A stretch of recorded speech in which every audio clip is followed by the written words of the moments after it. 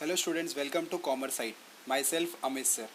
So today's topic is evolution of marketing concept. आज का topic है evolution of marketing concept. Evolution मतलब क्या, कैसे मार्केटिंग कंसेप्ट में क्या क्या चेंजेस हुआ वो आज हम इस टॉपिक में देखेंगे. सो यहाँ पर देखो बोला गया है कि जो मार्केटिंग का कंसेप्ट है over a period of time क्या होता गया, वो चेंज होते गया. सो ओल्डन डेज में, पुराने समय में क्या होता था, सेलर क्या करता था, एक ऐसी स्ट्रैटेजी अडप्ट करता था अपने मार्केटिंग में कि वो सीधा खाली फोकस करता था हमारा जो प्रोडक्ट है वो कैसे भी अल्टीमेट कस्टमर तक वो क्या होना चाहिए, एक्सचेंज होना चाहिए. बट राइट नाउ आज के डेट में क्या हो गया, बहुत सारे प्रोफेशनल फर्म्स हैं जिन्होंने किस पे फोकस किया, तो हॉलिस्टिक कंसेप्ट ऑफ मार्केटिंग पे फोकस किया. मतलब ये जो हॉलिस्टिक कंसेप्ट ऑफ मार्केटिंग, ये मैं लास्ट पॉइंट में तुमसे डिस्कस करूंगा. यहाँ पर सिंपली तुम्हें ये ध्यान देना है कि मार्केटिंग कंसेप्ट में डे बाय डे या ईयर बाय ईयर कैसे चेंजेस होते गया. ठीक है. सो पहला पॉइंट है एक्सचेंज कंसेप्ट. तो एक्सचेंज कंसेप्ट क्या होता है, पहले के डेट में जो मार्केटर होता था वो खाली फोकस करता था कि हमें अपने प्रोडक्ट को मार्केट में सेल करना है, और जो बायर होता था वो ये देखता था जो भी प्रोडक्ट उसको इजीली मिल जाता था और वही प्रोडक्ट को परचेज कर लेता था. कस्टमर वहाँ पर कभी भी क्वालिटी के ऊपर कभी फोकस नहीं करता था. इसीलिए लिखा गया, देखो, the concept, the exchange concept assumes customer will accept product of any quality available in the market. मतलब कि जो भी क्वालिटी के प्रोडक्ट्स मार्केट में अवेलेबल है, कस्टमर वही प्रोडक्ट को परचेज करेगा. मतलब इसका मतलब ये है कि पहले ज़माने में जो लोग थे वो कभी भी क्वालिटी कॉन्शियस नहीं थे, लोगों को क्वालिटी की ज़रूरत नहीं थी, लोगों को खाली प्रोडक्ट से मतलब था. सो उनका जो मेन फीचर्स था एक्सचेंज कंसेप्ट का, वो क्या था, वो मार्केटिंग स्ट्रैटेजी पे या मार्केटिंग रिसर्च पे वो कभी भी फोकस नहीं करते थे. मार्केटिंग रिसर्च में हम लोग ने ये देखा था कि हमें कस्टमर के नीड्स एंड वांट्स को आइडेंटिफाई करना है और उसके हिसाब से कस्टमर को प्रोडक्ट को सेल करना है. तो कभी भी उन लोग ने मार्केटिंग रिसर्च पे फोकस नहीं किया. R&D तो कभी नहीं करते थे, रिसर्च एंड डेवलपमेंट कभी नहीं करते थे. खाली उनका पूरा जो फोकस होता था एक्सचेंज कंसेप्ट में वो ओनली ऑन प्रॉफिट होता था. कस्टमर सेटिस्फाइड है या नहीं है, आफ्टर सेल सर्विस अच्छी है या नहीं है, वो उनका लुकआउट नहीं था. उनका खाली मेन कंसर्न ये था कि हमें अपने प्रोडक्ट को एक्सचेंज करना है. किसके बीच में, तो बायर एंड सेलर के बीच में. फिर कुछ समय बाद प्रोडक्शन कंसेप्ट आया. प्रोडक्शन कंसेप्ट कब आया, तो इंडस्ट्रियल रेवोल्यूशन इन इंडिया जब आया वो टाइम पे ये प्रोडक्शन कंसेप्ट आया. तो प्रोडक्शन फंक्शन ने क्या अज्यूम किया कि उन लोग ने ये सोचा अब हम क्या करेंगे, ज़्यादा से ज़्यादा प्रोडक्ट को प्रोड्यूस करेंगे. हाँ, और उसका जो भी प्राइस होगा प्रोडक्ट का वो बहुत ही लोअर प्राइस होगा या तो बहुत ही रीजनेबल प्राइस होगा. मतलब एक्सचेंज कंसेप्ट में हमने ये देखा कि बायर और सेलर क्या थे, रेडी थे, कोई भी क्वालिटी का प्रोडक्ट हो उन लोग एक्सचेंज कर लेते थे. प्रोडक्शन कंसेप्ट में ये क्या बोल रहा है कि हम यहाँ पर क्या करेंगे, लार्ज क्वांटिटी में प्रोडक्ट को प्रोड्यूस करेंगे एट अ लोअर प्राइस. अब इनका जो कुछ फीचर्स है प्रोडक्शन कंसेप्ट में, पहला पॉइंट बोल रहा है लैक ऑफ मार्केटिंग रिसर्च. यहाँ पर भी मार्केटिंग रिसर्च नहीं होती थी. मतलब कस्टमर का क्या नीड्स एंड रिक्वायरमेंट है उसके ऊपर कोई फोकस नहीं होता था. थोड़ा बहुत ये रिसर्च एंड डेवलपमेंट पे देख लेते थे कि भाई हम अपने प्रोडक्ट को कैसे थोड़ा इम्प्रूव कर सके और कैसे हमारी कॉस्ट कटिंग कम हो सके. लेकिन यहाँ पर भी प्रोडक्शन कंसेप्ट में जो मार्केटर्स होते थे उनका पूरा फोकस अपने प्रॉफिट पे होता था, और फर्म क्या करता था, ज़्यादा से ज़्यादा प्रोडक्ट को प्रोड्यूस करता था सो दैट उनका जो कॉस्ट है वो क्या हो सके, रिड्यूस हो गए. सो इसीलिए अंडर दिस कंसेप्ट, मतलब under the production concept, marketer concentrate on achieving the production efficiency and wide distribution coverage. मतलब प्रोडक्शन कंसेप्ट पे पूरा जो फोकस होता था प्रोड्यूसर का या मार्केटर का, वो पूरा किस पे होता था, खाली प्रोडक्शन के ऊपर होता था कि ज़्यादा से ज़्यादा गुड्स प्रोड्यूस हो और ज़्यादा से ज़्यादा गुड्स हमारा क्या हो चुके, डिस्ट्रीब्यूट हो चुके. फिर उसके बाद बोल रहा है कि द प्रोडक्ट कंसेप्ट. अब प्रोडक्ट कंसेप्ट में क्या हुआ, देखो पहले पॉइंट में हमने ये देखा एक्सचेंज कंसेप्ट, वहाँ पर क्वालिटी के ऊपर कुछ भी फोकस नहीं किया गया. सेकेंड पॉइंट में हमने ये देखा कि लार्ज क्वांटिटी में प्रोडक्शन होगा और लार्ज क्वांटिटी में डिस्ट्रीब्यूशन होगा. लेकिन प्रोडक्ट कंसेप्ट कब आया, ये 20th सेंचुरी में आया, और इनका जो पूरा फोकस था मार्केटर का, ये क्या हो गया, इन्होंने अपनी क्वालिटी के ऊपर फोकस करना स्टार्ट किया. मतलब there is a shift from marketing of low cost product to the marketing of high quality product. मतलब अब जो मार्केटर है या जो प्रोड्यूसर है या जो मैन्युफैक्चरर है वो ज़्यादा से ज़्यादा क्या सोचेगा, मुझे हाई क्वालिटी के प्रोडक्ट को प्रोड्यूस करना है और उसका जो मेरा प्रोडक्ट का जो परफॉर्मेंस होना चाहिए वो भी अच्छा होना चाहिए. सो इन लोगों ने क्या किया, अपने प्रोडक्ट कंसेप्ट पे फोकस करते हुए इन्होंने ये भी देखा कि हम क्या करेंगे, R&D पे ज़्यादा से ज़्यादा फोकस करेंगे, क्योंकि जितना ज़्यादा रिसर्च एंड डेवलपमेंट करेंगे उतना हमारा क्वालिटी इंप्रूव होगा और हमारे सेल्स में भी बढ़ावी होगा. फिर उसके बाद इन्होंने ये भी देखा कि हम क्या करेंगे, प्रॉफिट तो फोकस ही होगा बाय डिफ़ॉल्ट, ये पॉइंट तो फिक्स है, फोकस ऑन प्रॉफिट मोटिव. कोई भी कंसेप्ट हो प्रॉफिट तो ज़रूरी है. फिर लेकिन ये मार्केटिंग रिसर्च पे कभी नहीं देखते थे, मतलब ये कभी ये नहीं सोचते थे कि कस्टमर का रिक्वायरमेंट क्या है।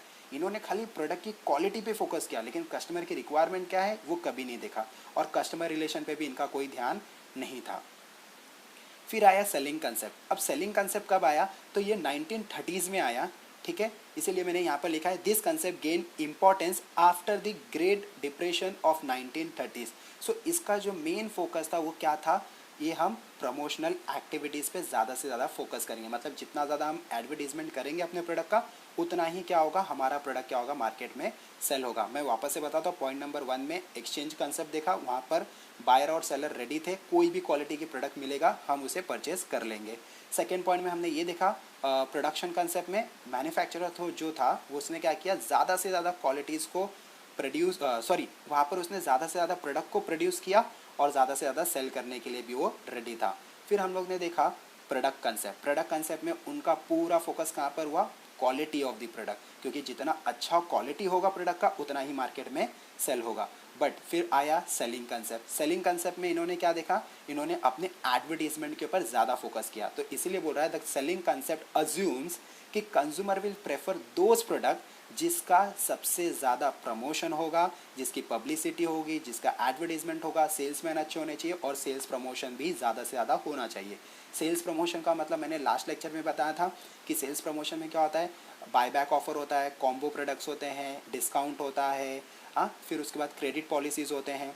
अभी इनके कुछ फीचर्स है सेलिंग कंसेप्ट के, इनका पूरा फोकस कहाँ पर है, तो greater focus on promotion mix, तो उन्होंने प्रमोशन के ऊपर ज़्यादा से ज़्यादा फोकस किया।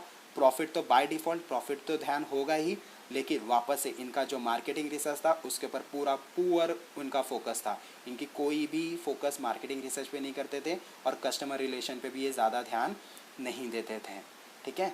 फिर नेक्स्ट पॉइंट है मार्केटिंग कंसेप्ट। मार्केटिंग कंसेप्ट कब आया, तो ये 1960s में आया due to large scale competition. अब कॉम्पिटिशन बहुत बढ़ चुकी थी 1960s में, क्या हुआ, कॉम्पिटिशन बहुत बढ़ चुकी थी, स्पेशली कहाँ पर, तो डेवलप कंट्रीज़ में कंपटीशन बहुत थी, मतलब सेम प्रोडक्ट के बहुत सारे मैन्युफैक्चरर आ गए, अब वहाँ पर कंपटीशन ज़्यादा हो गया।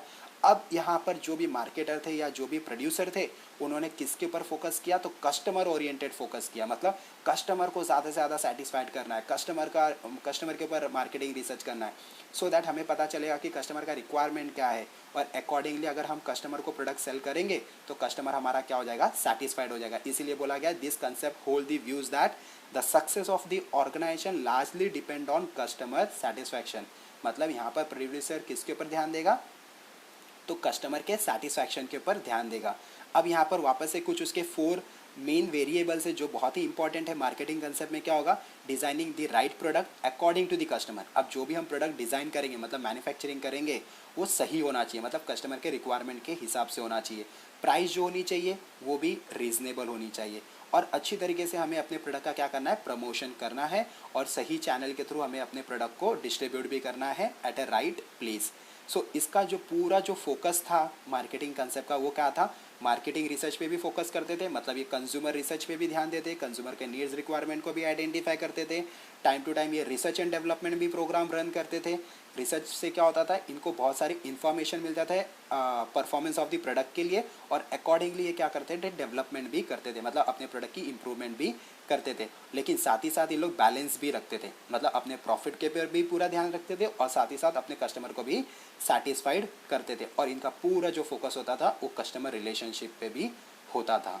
फिर नेक्स्ट पॉइंट है सोसाइटियल कंसेप्ट। अब ये पॉइंट पढ़ते ही हमें पता चल रहा है यहाँ पर सोसाइटियल कंसेप्ट मतलब हमें सोसाइटी के ऊपर भी ध्यान देना है, कस्टमर पे भी ध्यान देना है, इवन हमारे कंपनी के प्रॉफिट पे भी ध्यान देना है। अच्छा, ये कंसेप्ट कब आया, तो ये कंसेप्ट आया the 1980s and 1990s saw the emergence of societal concept of marketing.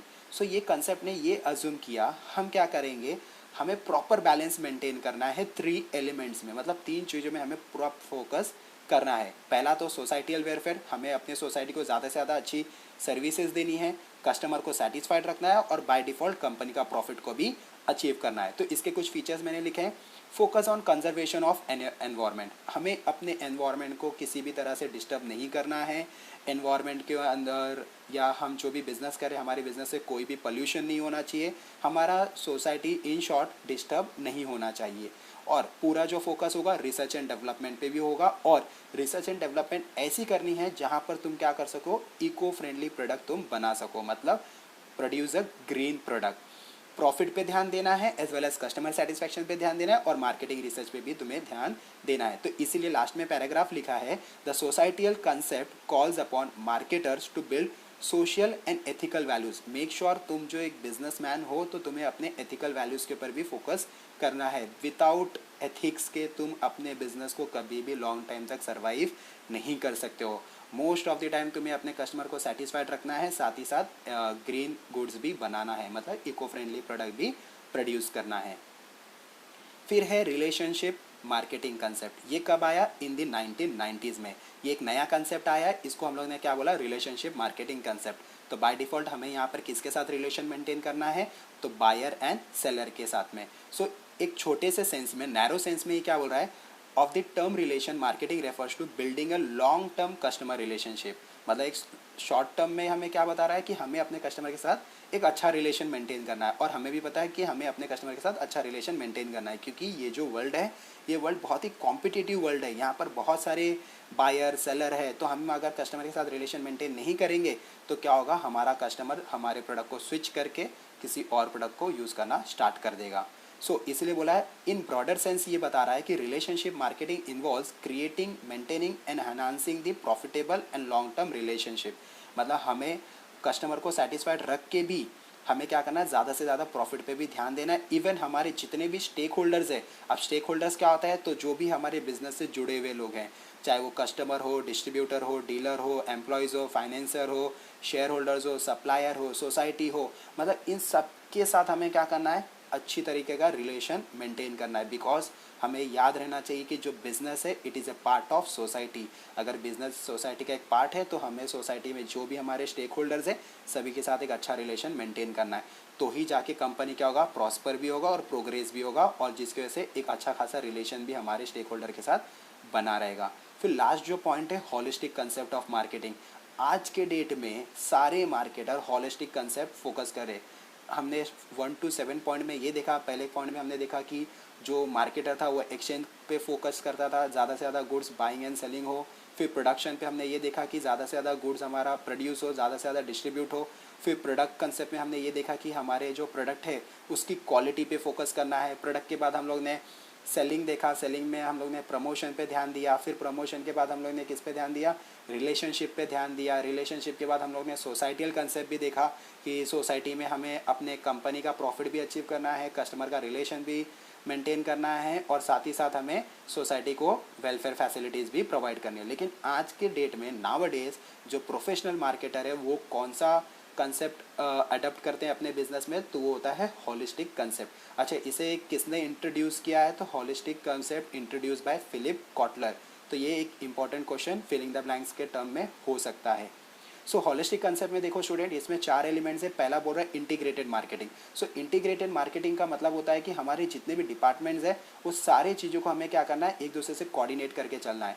All elements of marketing mix के जो 4 P's है, प्रोडक्ट, प्राइस, प्लेस, प्रमोशन, तो इस चारों चीज़ों पे हमें पूरा फोकस करना है। प्रोडक्ट अच्छी क्वालिटी की होनी चाहिए, प्राइस भी रीजनेबल होना चाहिए, प्रमोशन अच्छा होना चाहिए, और राइट प्रोडक्ट राइट प्लेस पे डिस्ट्रीब्यूट होना चाहिए।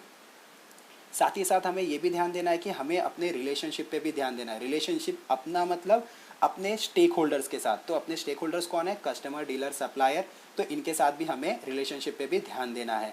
इंटरनल मार्केटिंग मतलब हमें अपने एम्प्लॉयज़ को सेटिस्फाइड रखना है, क्योंकि इंटरनल जब हमारा एम्प्लॉय या इंटरनल कस्टमर का मतलब होता है एम्प्लॉय।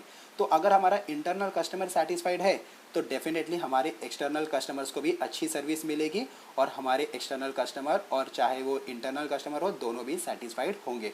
एक्सटर्नल कस्टमर को सेटिस्फाई करने के पहले हमें किसको फोकस करना है, तो हमारे इंटरनल कस्टमर पे ध्यान देना है। इंटरनल कस्टमर मतलब होता है एम्प्लॉयज़।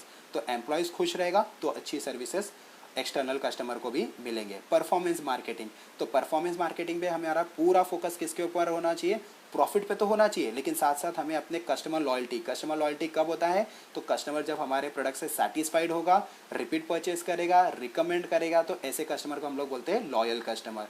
तो कस्टमर सेटिस्फैक्शन, मार्केट शेयर पे भी फोकस करना है, प्रोडक्ट क्वालिटी को भी इम्प्रूव करना है, और जो भी अदर रिलेटेड इश्यूज होंगे उसे भी हमें क्या करना है, फोकस करना है। मतलब आज के कॉम्पिटिटिव वर्ल्ड में बीइंग एज एन बिजनेसमैन हमें अपने सारी चीज़ों पे फोकस करना है। मतलब हमें holistic concept of marketing adopt करना है अपने बिजनेस में। तो हॉलिस्टिक कंसेप्ट में तुम्हारा 4 P's भी इन्वॉल्व है, रिलेशनशिप पे भी ध्यान देना है तुम्हारे स्टेक होल्डर्स के साथ, तुम्हें अपने इंटरनल मार्केटिंग मतलब अपने एम्प्लॉयज़ के ऊपर भी ध्यान देना है, क्योंकि एम्प्लॉयज़ खुश है तो बाहर के कस्टमर खुश हो जाएंगे, और अपने परफॉर्मेंस पे भी फोकस करना है। मतलब तुम्हारा प्रॉफिट भी कहीं पे भी नहीं गिरना चाहिए, प्रॉफिट हमेशा ईयर बाय ईयर तुम्हारा टर्नओवर बढ़ना चाहिए, कस्टमर सेटिस्फाइड होना चाहिए, मार्केट शेयर भी बढ़ना चाहिए, और प्रोडक्ट की क्वालिटी बाय डिफ़ॉल्ट यहाँ पर कोई भी तुम्हें सेक्रीफाइस नहीं करना है, बिकॉज नाउअडेज जो कस्टमर है they are the product quality, मतलब क्वालिटी कॉन्शियस है, मतलब उन्हें क्वालिटी चाहिए। इसी के साथ हमारा ये कंसेप्ट खत्म हुआ। अगर आपको कोई भी डाउट है इवोल्यूशन ऑफ मार्केटिंग से रिलेटेड, किसी भी पॉइंट में नहीं समझा, तो आप मुझे लिख सकते हो। मेरा ईमेल आईडी है iamamit yoursuccesspartner@gmail.com। सो होप सारे डाउट्स क्लियर है। नेक्स्ट लेक्चर में मिलते हैं एक नए टॉपिक के साथ। Thank you, till then bye.